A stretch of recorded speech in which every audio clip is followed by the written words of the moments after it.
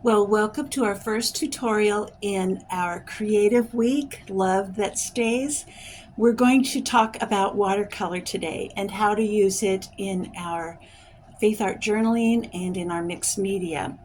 Now, whether you're just starting or looking to refine your skills, I'll walk you through the essential supplies and 3 simple techniques to get you started on your watercolor journey. So let's start with our supplies. Obviously, we need paper. And if you're familiar with my faith art journaling tutorials, I highly recommend mixed media paper for that because it handles all sorts of a variety of wet and dry medium. Mixed media paper, as you can see, is 98 pounds. That means that paper, it's thicker than cardstock, but it's still pretty light and pliable. Mixed media paper. Now, what I want to recommend that you use, if you can get a hold of something, is watercolor paper. Watercolor paper is 140 pounds, so you can tell that it's quite thicker than the mixed media paper. Let's tear out a sheet here and take a look at it. This paper is high quality. It's cold pressed. That means the fibers are tightly pushed together. And so it will be the perfect substrate for our watercolors today. The supply that we'll need, of course, is watercolor. Now I have some pretty inexpensive sets here that I've picked up at the craft store. Depending on if you like watercolor or not would be the product or the watercolor set that I would suggest you purchase. You can get the basics kits. This is a wonderful set. It's got 12 solid pressed colors. So that's a little step above the art supplies here.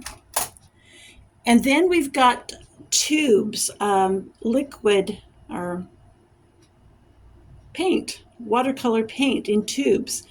The colors will be more intense. They'll be easier to blend. You'll find if you're used to using acrylic paints that these tubes of watercolor paint are easy to blend and get the right color that you want. So it just depends on your budget and how far into watercoloring you believe you'll go. Watercolor brushes are a little bit different than acrylic brushes, and you can see that they're long and tapered. Here is a larger brush for doing washes, watercolor washes, which we will look at today. It's again long and tapered. For fine lines and detail work, the smaller the taper is better. Also, are these wonderful things, and if you get tired of dipping your brush into water, the water in these little brushes comes with it, and you just squeeze the cartridge and you're able to load the color on an already watered brush. So the brushes are different. Again, invest in what you can, and it'll serve you well.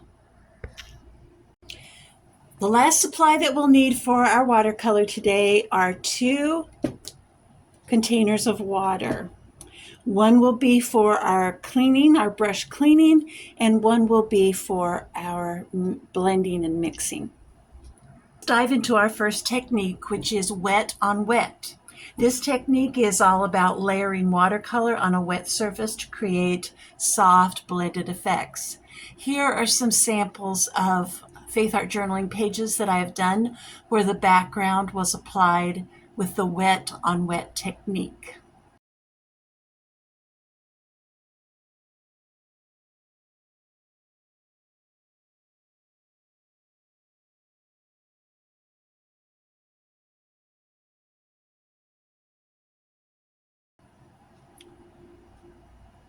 So start by wetting your paper. We can use a large brush to apply the water, but for right now, we're just going to go ahead and spritz on some water here and saturate our watercolor paper.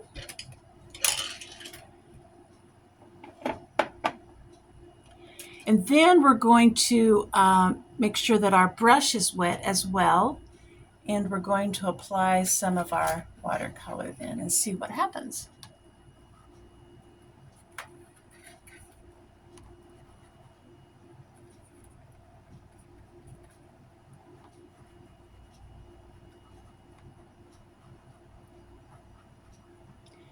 Now you can see how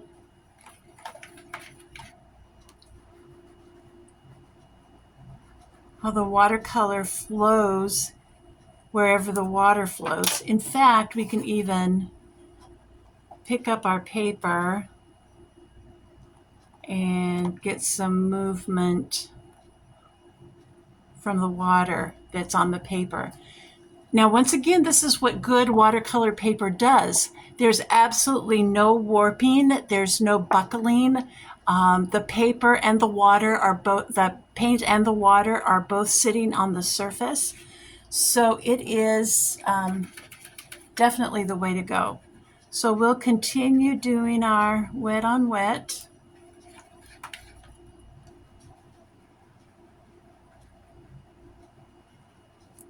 We can add even a little bit more spritz and then move the paint around the surface.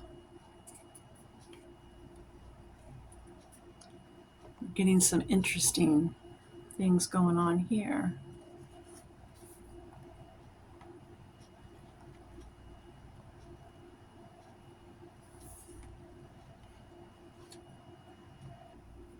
If you have too much wet on wet, you can always take a paper towel and blot the excess off, and you'll be left with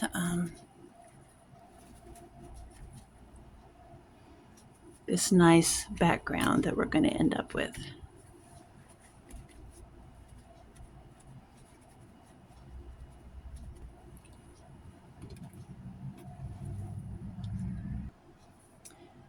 The wet on dry technique is just what it sounds like. We're going to be using our water as the wet.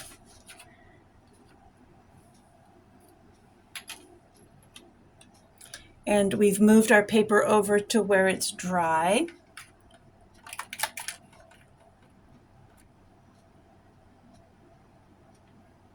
And let's see what kind of look we get.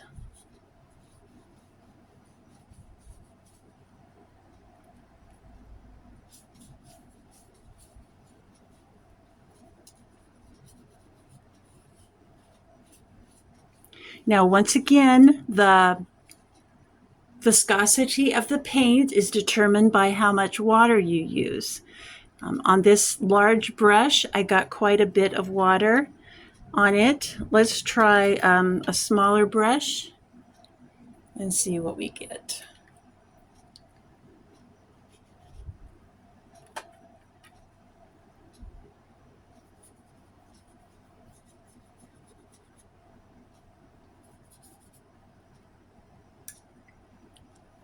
This is the beauty of watercolor, and this is why I like it so much, is it's no matter the intensity of the paint, it's always going to carry this ethereal quality to it. There's a translucent or an airy feel, and it's really special. So here is our wet on dry, and once again, our wet on wet to see what we get here.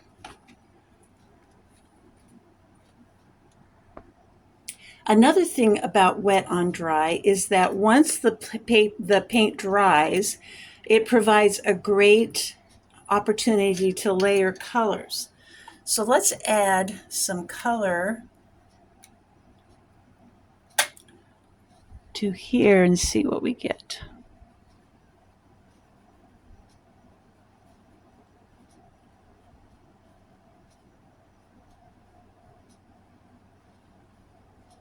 Again, that translucent, wonderful quality of watercolors is just layering over our initial color and creating a different type of layer, which can be very useful in our drawings and paintings.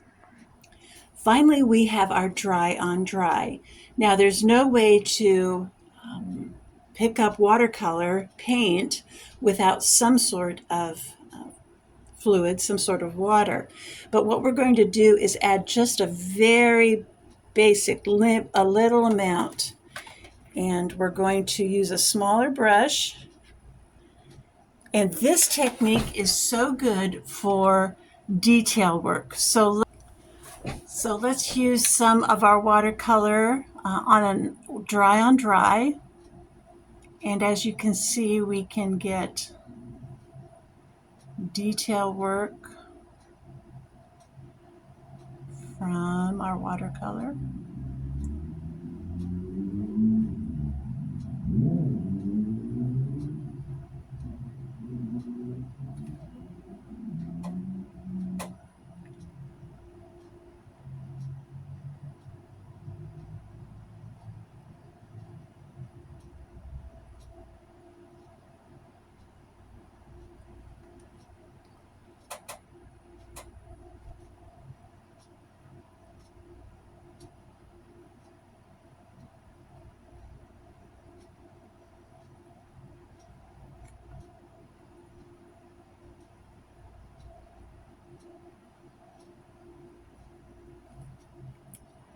There's that.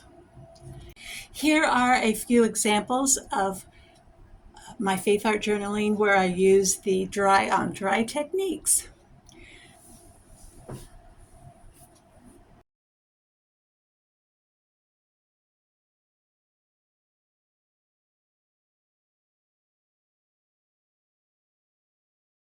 Now that you've learned just a few of the very basic techniques to watercolor, we hopefully have enough information to get you started.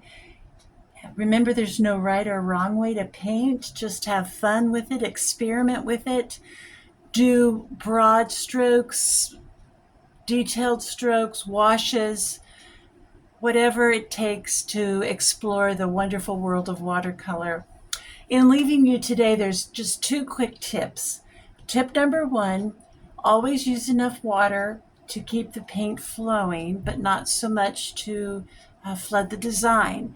Now that happens on wet and wet on dry.